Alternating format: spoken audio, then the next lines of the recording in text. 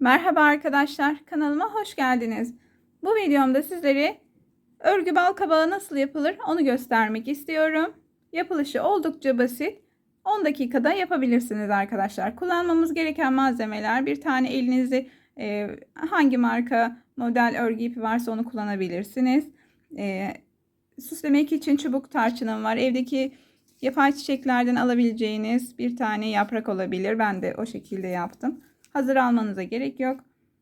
Varsa evinizde yapay çiçeğiniz, bir tane yaprağını kullanabilirsiniz. Dikmek için bir tane iğnem var. Tığım 2,1 mm arkadaşlar. Şimdi yapılışına geçebiliriz. Yapılışı oldukça basit. 10 dakikada yapabileceğiniz bir model. Öncelikle zincir çekerek başlıyoruz. Ben bu modeli yapmak için 26 tane zincir çektim arkadaşlar. Yine aynı modeli örneğini vereceğim sizlere.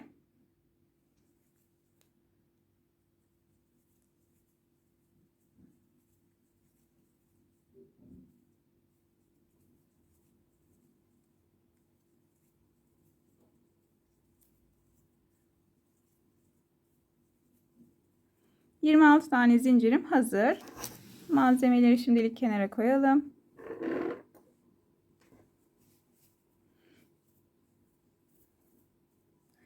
Bir kere doluyoruz.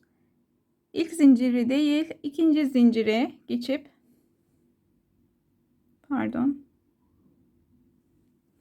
ilk zinciri atlıyoruz. İkinci zincire batıyoruz arkadaşlar. Bir tane ilmek alıyoruz. Yalancı trabzan yapıyoruz. Hepsini topluyoruz.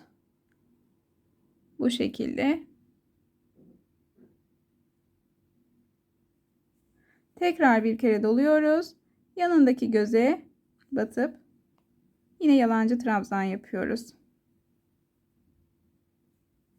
Tekrar dolayalım. Yanındaki göze batıp bir tane yalancı trabzan yapalım. Bu şekilde arkadaşlar, bu sırayı bu şekilde yalancı trabzan yaparak tamamlıyoruz. Sıranın sonuna geldiğimde görüşmek üzere. Evet arkadaşlar, ilk sıramı tamamladım. Şöyle göstereyim. Şimdi arkaya döneceğiz. Arkaya dönmeden önce bir tane zincir çekiyorum. Arkaya dönüyorum. Bir kere doluyorum. Şuradaki alt sıranın arkasındaki ilmeği, ikili trabzanı arkasındaki ilmeğe batıp yine yalancı trabzan yapıyoruz. Tekrar doluyorum. Yine arkasındaki ilmeğe batıp yalancı trabzan yapıyorum. Tekrar doluyorum. Arkasındaki ilmeğe batıp yalancı trabzan yapıyorum. Tekrar doluyorum. Arkasındaki ilmeğe batıp yalancı trabzan yapıyorum. Bu sırayı da bu şekilde tamamlayacağız arkadaşlar. Şunu da söylemek istiyorum. Örneğin ben 26 tane zincirle başladım. Bu sıranın uzunluğunu 26 sıra yapacağız. Diyelim ki 30 zincirle başlasaydım sıranın uzunluğunu 30 sıra yapacaktım. 30 tane bu şekilde ilerleyecekti. 20 tane zincirle başlasaydım da daha küçük kabak olmasını istiyorsanız mesela 20 zincirle başlayabilirsiniz. Buradaki yalancı trabzanların sırasını da 20 sıra tutacaksınız arkadaşlar. Bu şekilde yapılıyor. Ben şimdi videomu durduruyorum. Kamera arkasında devam edip hemen geliyorum. Evet arkadaşlar, sıranın sonuna geldim. Hemen son ilmeğimi de yapıyorum. Bir zincir çekiyorum. Tekrar arkaya dönüyorum. Çok pardon. Bir kere doluyorum. Hemen sıradaki ilmeğin arka gözünden batıp yalancı trabzan yapıyorum. Tekrar doluyorum. Yanındakinin gözünden, arka ilmeğinden batıp yine yalancı trabzan yapıyorum. Tekrar doluyorum. Yanındakinin arka ilmeğinden batıp yalancı trabzan yapıyorum. Bu şekilde arkadaşlar bütün sırayı her döndüğümüzde bir arka ilmeğinden alacağız. Her döndüğümüz sıranın arkasındaki ilmekten alarak zincirimizin boyutu kadar yalancı trabzanlarımızı tamamlayacağız. Şu anda ben 3. sıradayım. Bu sırayı 26 sıra yaptığımda karşınıza geleceğim. Evet arkadaşlar, örgümü tamamladım. Şöyle sizlere de göstermek istiyorum kaç sıra ördüğümü. Şuradan sayalım. 2, şöyle 2 2 göstereceğim. 4, 6, 8, 10, 12, 14, 16, 18, 20, 22, 24, 26. 26 zinciri 26 tane sıra örgü ördük arkadaşlar. Şimdi burada bir zincir çekerek ipimizi koparacağız. Fakat burada ipimizi koparmamız için biraz uzun bırakmamız gerekiyor. Çünkü dikmek için kullanacağız. Buradaki kabağın dilimlerinin şeklini vermek için aynı ipi kullanacağız arkadaşlar. Kestikten sonra şöyle çıkaralım tersine doğru. Evet, şimdi bu ipimin ucunu iğneye geçiriyorum. Evet, şimdi ipimi iğneye geçirdikten sonra nasıl dikilir onu göstereceğim. Öncelikle arkadaşlar burasını dikeceğiz. Sonra burasını şöyle hızlıca göstereyim hemen. Şuradan. Pardon, görünmedi. Şöyle yine aynı karşıki ilmekten alarak devam ediyoruz.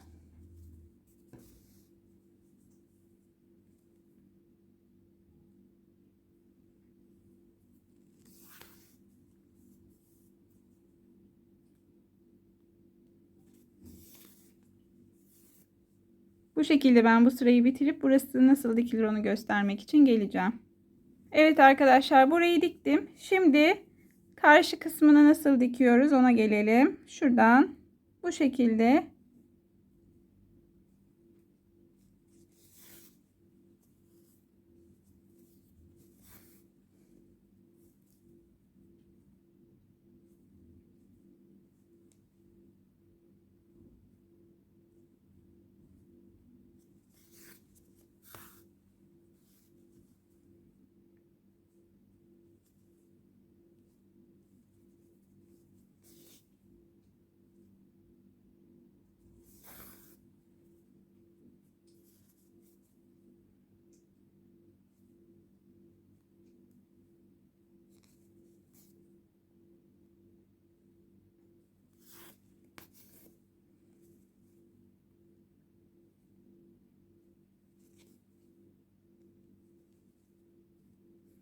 evet başlangıç yerine geldik. Şöyle büzdürüyoruz arkadaşlar.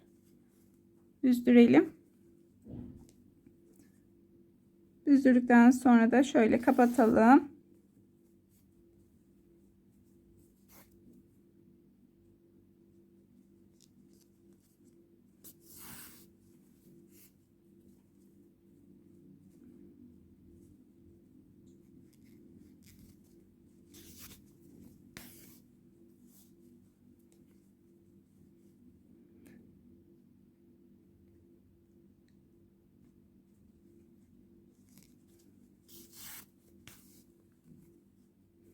Burası tamam arkadaşlar. Şimdi iğnemi şöyle döndürüyoruz. İçine pardon.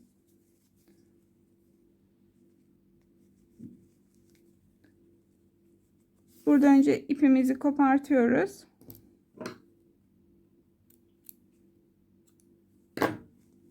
Şimdi elyaf dolduracağız.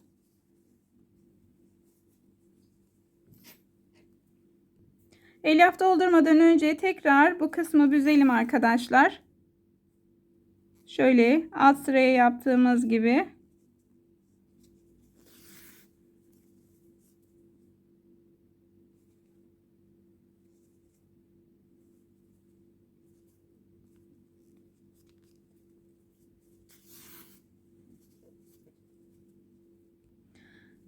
Evet, kabağımızın içini ağız kısmını da diktikten sonra bu şekilde elyaf dolduruyoruz. İpimizi kesmiyoruz.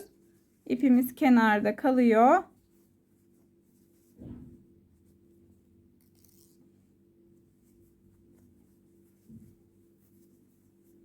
Yeteri kadar elyafı doldurduktan sonra ağız kısmını büzeceğiz. Biraz daha koymak istiyorum.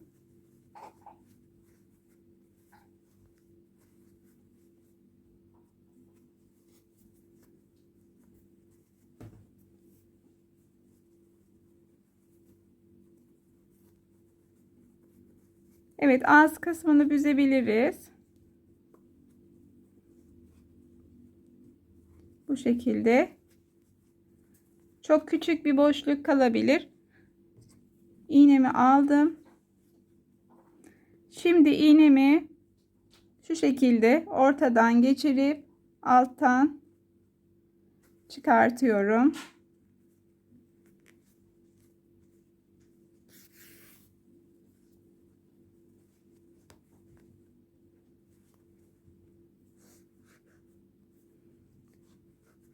Tekrar aynı hizadan geçiriyorum. Arkadan çıkarttığım iğnemi ikinci kez batıyorum aynı yerden.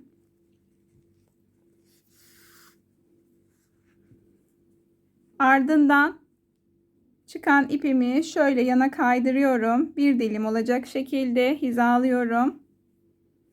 Tekrar ortadan batıp alttan, tam alttan çıkartıyorum.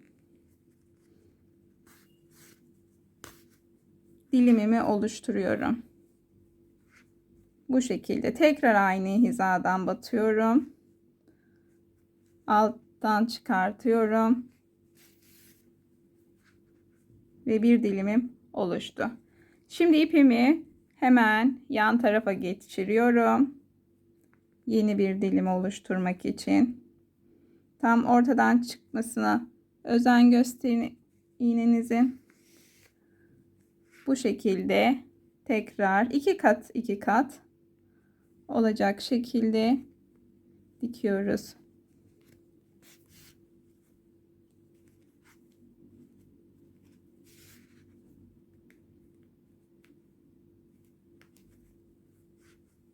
Evet, ikinci dilimim oluştu. Bu şekilde ben dilimlerimi yapıyorum. Bitince göstereceğim. Evet, bal kabağımın dilimleri hazır. Arkada hemen ipimizi düğümleyelim.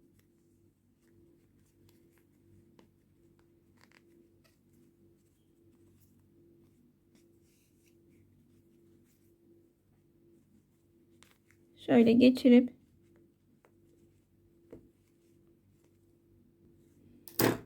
buradan ipimizi kesebiliriz.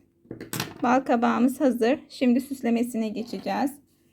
Bir tane çubuk tarçın bunun için çok büyük geliyor arkadaşlar. Ben bu çubuk tarçını biraz kırıyorum. Bu şekilde. Kırdıktan sonra evet, bu şekilde oluyor. Biraz daha küçülüyor. Tarçınımın boyutunu ayarladım arkadaşlar. Hasır ipimle de şöyle bir düğüm atıyorum.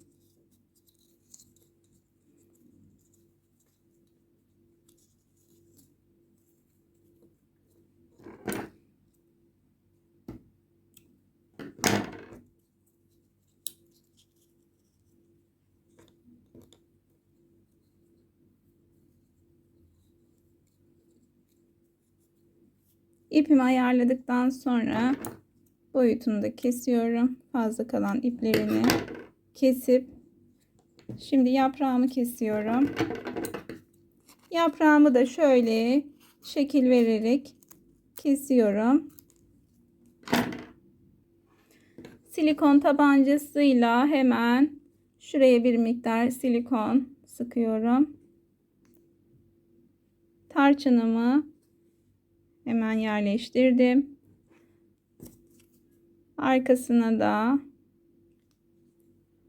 yaprağımı koydum. Ve bal kabağım hazır. Bu şekilde 2 tane sevimli bal kabağım oldu arkadaşlar. Buraya kadar izlediğiniz için hepinize çok teşekkür ediyorum. Videomu beğenip kanalıma abone olursanız sevinirim. Hoşça kalın.